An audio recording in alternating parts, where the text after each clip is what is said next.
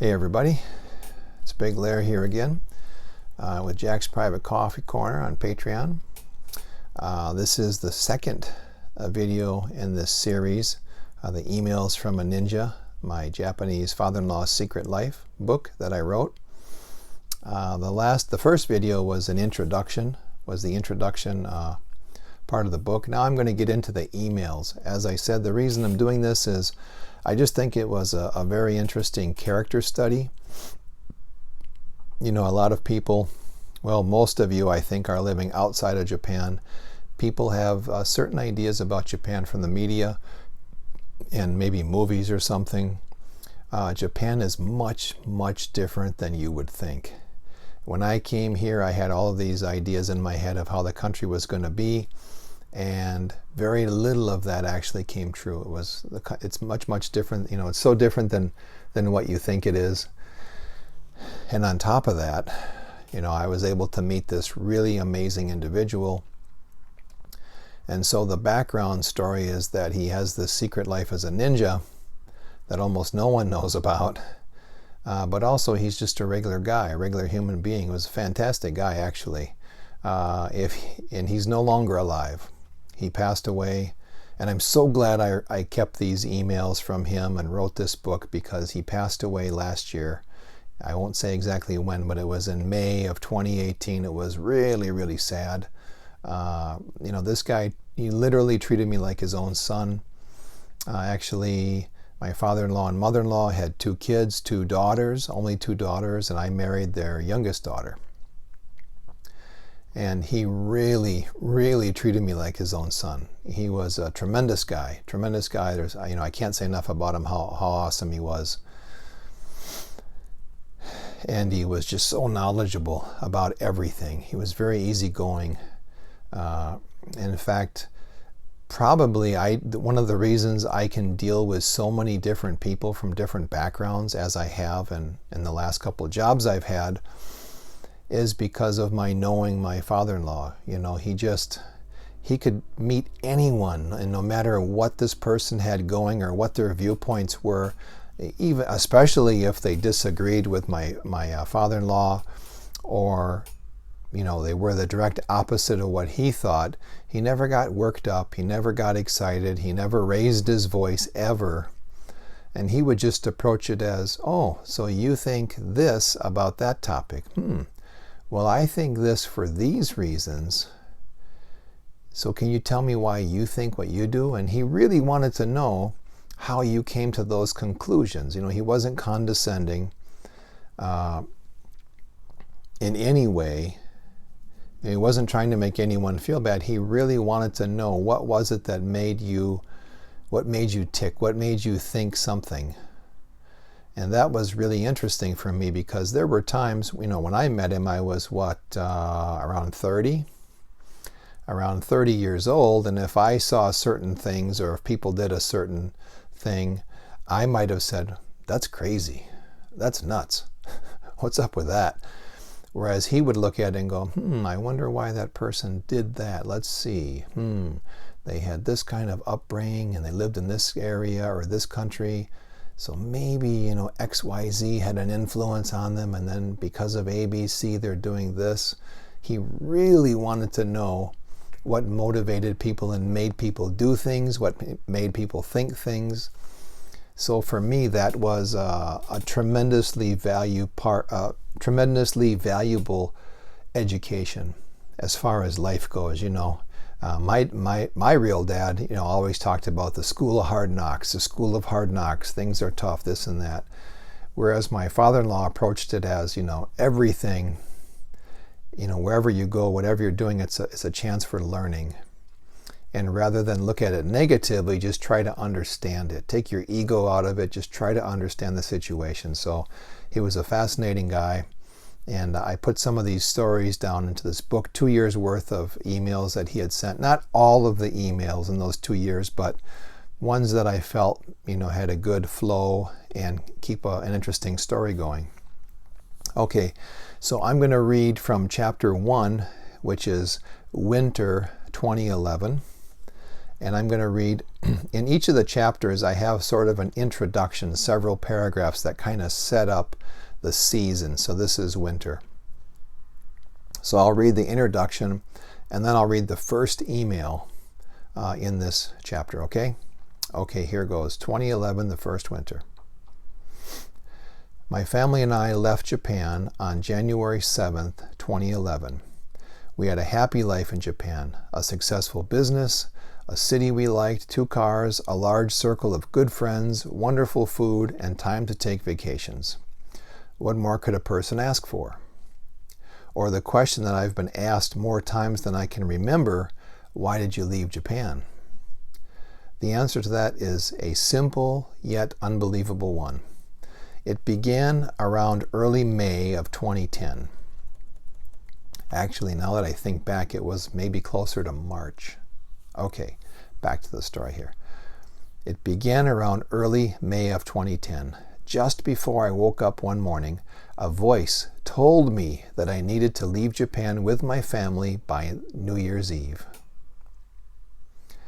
Then the voice came to me again on another morning a few days later, then again and again and yet again. By now, I knew that it was in my best interest to listen when that voice spoke to me just before waking. And that voice is my spirit guides, by the way. I told my wife about it, and she handled it better than most women would. As the voice greeted me on more and more mornings, I decided it must be something important and that I must listen and heed the warning. I had heard the voice before when it had warned me about an impending earthquake. At that time, the voice told me I must get enough food and water for my family to live for 1 month. I heard the warning for 3 mornings in a row before I canceled work one day and went to the nearest Costco to stock up on food and water. 1 week later, there was an earthquake on October 23, 2004, that wreaked havoc on Niigata Prefecture. Niigata was quite far from us, about 295 miles or 475 kilometers. And we did not feel the powerful earthquake, but its effect was felt in another way. The next morning, I went to a supermarket to find that most of the vegetable and fruit prices had been raised 3 to 4 times their previous prices. On top of that, the supermarket's shelves had been picked clean and almost no merchandise was left. Then I went to a national chain hardware store and found that some of the aisles there were also empty of goods. I asked one of the workers what had happened, and he told me that customers started arriving at 4 a.m. the morning after the earthquake in Niigata. As the store normally opened at 9 a.m., there was a huge crowd pushing and shoving to get into the store. Management decided to open at 8 a.m. and everyone rushed in to buy anything related to earthquake preparedness and all food and drink items.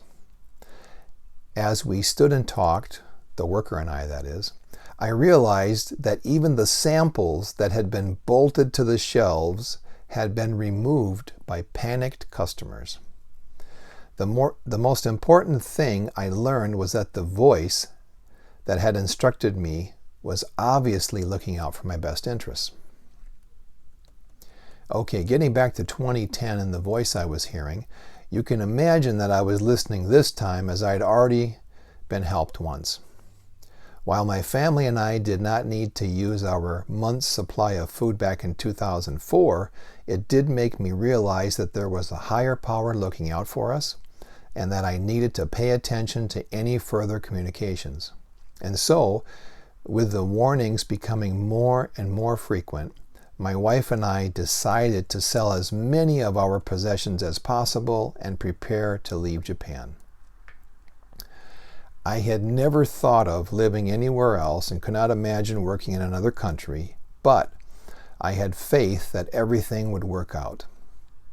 In the end, I was offered a job in Malaysia working on a government education project by September of 2010, and my wife and I scrambled to settle our affairs before our January 2011 departure. I was quite nervous about leaving after New Year's Eve, as that was the deadline given to me, but everything worked out. By March of 2011, we were settled into an apartment in Kuala Lumpur, Malaysia, and just started to enjoy our new lives. I will never forget getting a phone call during work on March 11th from a real estate agent that I had just met, telling me about the magnitude 9 earthquake and resultant tsunami that had just hit Fukushima Prefecture, Japan. I remember getting tremendous goosebumps to the point that my teeth chattered as a voice said to me, "This is why you needed to move from Japan." Upon further reflection that day, I recall the psychic friend of mine who told me several years prior that I needed to meditate every day.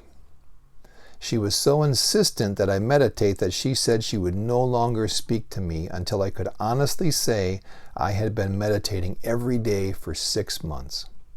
For at least 6 months.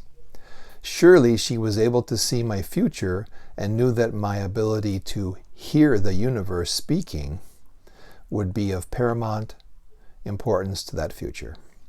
I vowed on that day to meditate daily and have continued to this day. By the time of our leaving Japan in 2011, I was well aware that my father-in-law had been a student of ninjutsu for close to 50 years. It was in 2002 that I first started to suspect something was up. My father-in-law had taught my first son, who was around 16 months old at the time, to balance on a yoga ball while standing. This was shocking because my son had just started walking at 12 months, and now suddenly he was able to balance on a yoga ball that was almost the same height as he was. Not only that, but my father-in-law had been slowly letting the air out of the ball each day, making it harder and harder to maintain one's balance. My son was eventually even able to jump up onto the ball by himself and maintain his balance.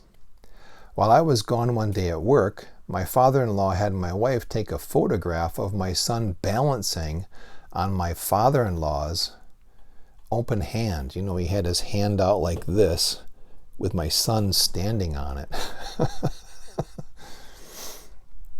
Two things struck me about that photo. First, a person would need a fair amount of strength to hold a 16-month-old toddler on their outstretched, open hand without it being held up by anything. And two, I had seen the exact same photo of my wife when she was around the same age. Therefore, my wife had been given the same training that my first son had received. When I asked my wife about it, she replied, quote, "You should talk to my dad about it. I can't say anything," unquote. I did speak with my father-in-law, and he said he would explain everything over a beer that evening.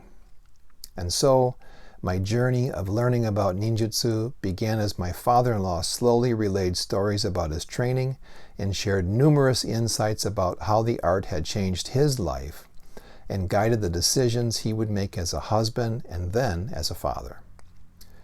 Let us now move to the emails, which began soon after my family's arrival in Malaysia. Okay, the emails. Here's email 1. This is from January 9th, 2011. So we had been in Malaysia for 2 days when this email arrived.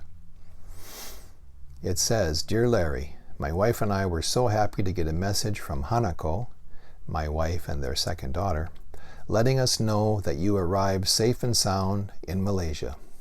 It sounds like the weather there is very hot, which must be a nice change from the cold weather we had when you left 2 days ago. It has gotten so cold today that we were sitting around the kotatsu, which is a low table covered with a blanket or a quilt, often with a heater located underneath in the middle. So sitting around the kotatsu and don't want to move." This is the first email I am sending to someone. Thank you for teaching me how to open the email software and how to write an email. For years, I had let everyone think I was proficient at using a computer because that is what everyone expected of a man like me. I can see that I let my ego get in the way. I thought I had conquered the need to satisfy my ego many years ago, but can now see that I still have much to learn. How can I give others advice when I'm still such a novice about simple matters? Maybe that is why my black belt has become tattered and white. As the universe knows, even the highest masters have blind spots that need to be worked on. I still wonder why the universe wanted you to leave Japan and am anxiously waiting for the answer to arrive someday. The important point is that the universe spoke and you listened. I respect the faith you have in the universe and in your ability to act on the information you were given. I wonder if I could do the same if I were in your shoes. Nothing much is new with us here. As you know, I am teaching dance 3 times a week at various local community centers. The number of students I teach has not increased for some time now, and women still outnumber men by 3 to 1. That's good for me because it gives me plenty of ladies to dance with, but I would like to see more couples dance in pairs as I instruct from the sidelines. That's all for now. Take care. Your father. Okay, so this was the first email he sent us. And not only, besides him doing this secret ninja stuff, he ran a business with his wife, a hair salon. He cut people's hair. He became a dance teacher, which in Japan, doing anything in Japan is really an arduous, long task because if you wanted to become a dance teacher in America, first you would need to be a really good dancer. You would have to show people how good you are. Everyone would watch you and say, yeah, you can be a teacher. Boom, you're a teacher. In Japan, no. He was a ballroom dance teacher, a ballroom and, social ballroom dancing. And, he did everything from the formal ballroom dancing to the cha-cha-cha, what's that one, the salsa, all the dances, the waltz, all this stuff he did. In Japan, there's a dance association. You have to go through the ranks. You have to go and get tested. You have to pay to get tested. And it took him, I don't know how many years to get to the level he was where he could teach. And in fact, before he passed away, he was in really, physically, he was going downhill pretty fast. And I'm trying to think. 2 years before he passed away, he wanted to get one higher rank as a teacher in this national association. He took the test and he passed it. Yeah, he passed it. And then the next year he wanted to get a higher rank. He wanted to go as high as he could be before he passed away. And during that last test, so now he was about a year before he passed away, year and a half. And he was having trouble, with his body, with, the physical aspect of moving around. And the test was long. It's a very long test. And you do all of these dances. You have to know the men's part and the ladies' part. And these, these people who are testing you, they can say, stop. What step are you on? What number step are you on in this dance? What's next? Move 5 steps forward in your mind. Start from there. They did stuff like that to you, real crazy Spartan type, in my mind, mean-spirited stuff, but that's just Japan. The way the old apprentice/master relationship goes, right? And he danced so long that I forget which leg it was. One of his legs started to fall asleep. Part of his leg, which, was something from the cancer that he had. And he literally could not feel the muscles on that part of his leg. And he fell as he's dancing. He just fell down because he couldn't feel anything on his leg. And they asked him what's wrong, and he said, I've lost all feeling in this part of my leg. And they said, well, we guess we can give you 30 minutes to pull it together and try again, or you just give up. Of course, he decided not to give up. He took the 30 minutes. Someone was there, helped him massage his leg. You know, he knew a lot about healing and whatnot, so he knew what to have this person, where to have him massage him, and he was doing massage on himself. He was trying to do makeshift acupuncture without any proper acupuncture needles or anything. And he was able to get up, do the test, and he said then it became real painful, because you know, if you have something, you know, part of your leg fall asleep, and then once it comes back, it feels like there's needles there and stuff like that. So then he fought through all of that, and he passed the test. And then he went downhill pretty quickly from there. So that's just something you need to know about Japan. If you study anything formally, oh man, they put you through the ringer. They really put you through the ringer. And you could be, you know, knocked out or told you did not pass your test for some crazy reason that we wouldn't even consider in America or Europe, going through some of this stuff. So a very, very tough guy in a tough situation. So he's a dance instructor. So he was doing that 3 times a week at this point, besides having his normal life. So he was a really busy guy, very dedicated. He loved dancing. He loved that fluid movement, you know, which he probably, I saw him dance a few times. One was a very formal event where he wore like a long tuxedo and dance with this woman who was one of his instructors. And my God, he was 60 something and she was 81 or 82. But if you saw the back of each of them, like you'd never guess this lady was 81, 82, and you'd never guess he was 60 something if you saw him dancing. In fact, when I walked into this event, I didn't know that he had just started dancing. I was told that, you know, we had 10 more minutes to wait, and then suddenly someone said, hey, he's dancing. So I came into this big ballroom, and I saw the spotlight on these 2 people, and I thought, nah, that can't be them, because these people, they're moving like they're in their 30s or something, right? And then when they got near us, where I was standing, they kind of, you know, they're swirling around the dance floor. When they got near us, I could see his face, and I was like, oh my God. This guy's like Fred Astaire, Japanese Fred Astaire, you know. So his martial arts training surely helped him with dancing. Okay, I hope you like this second video in the series. Let me know what you think. I'd like to keep these going once a week, and as it goes on, it gets much more interesting, so that you have 2 videos here. You have a good introduction to what's going on in this guy's life. So I hope you enjoy it. Take care.